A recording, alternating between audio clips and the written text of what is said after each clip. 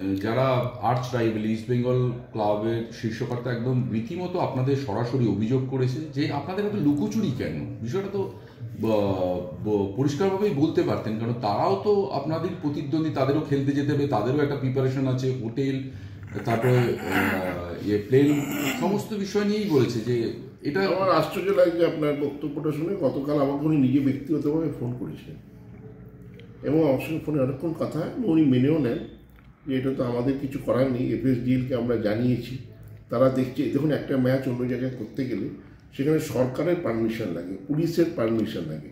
আপনারা জানেন কি জানি না, আজকে পুলিশ 12টার সময় মিটিং ছিল গুয়াহাটিতে, 12টায় মিটিং করে তারপরে ক্লিয়ারেন্স দিয়েছে।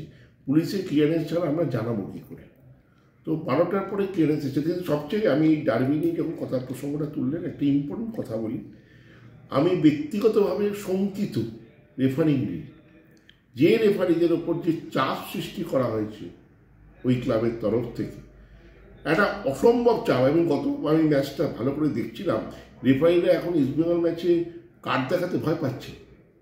কারণ তাদের একটা শঙ্কিত হচ্ছে, যদি একটা ইয়েলো কার্ড দেখিয়ে দিই, তারপরে আরেকটা ফাউল করলে আরেকটা ইয়েলো কার্ড হলে রেড কার্ড দেখাবে, এবং রেড কার্ড হলেই তখন হয়ে যাবে, বলবে যে রেফারিরা কোনো ক্লাবের দ্বারা পারচেসড। তিনি রেফারিরা কিন্তু ইস্টবেঙ্গল ম্যাচে, এবং আমার এটা ডার্বিতে আমি খুব শঙ্কিত রেফারি নিয়ে। মুম্বাই সিটি এফসির বিরুদ্ধে ম্যাচেও একটি পোস্টার কিন্তু গ্যালারিতে পড়েছিল, ব্লাইন্ড রেফারি ডিপ ফেডারেশন। সাপোর্টাররা কি বলছে সেটা ইম্পর্টেন্ট নয়, ইম্পর্টেন্ট হচ্ছে কর্তারাই বলছে। তারা বলছেন আমরা রেফারি রিক্রুট করতে পারিনি। এই রেফারি রিক্রুটমেন্ট, আমার এত বছরের ফুটবল অভিজ্ঞতা, ওনারা আমার চেয়ে অভিজ্ঞতা অনেক বেশি, কিন্তু আমার অভিজ্ঞতায় আমি রেফারি রিক্রুটমেন্টই প্রথম শুনলাম। আমি তো বলেইছি, এতদিন ধরে যত প্লেয়ার খেলেছি তাদেরকে অপমান করার কী দরকার ছিল? কারণ তারা তো রক্ত ঘাম জড়িয়ে ট্রফিগুলো এনেছে, রেফারি রিক্রুট করে তো ট্রফি আসেনি। তাহলে দিনের পর দিন ইস্টবেঙ্গল যত ট্রফি পেয়েছে কি রেফারি রিক্রুট করে?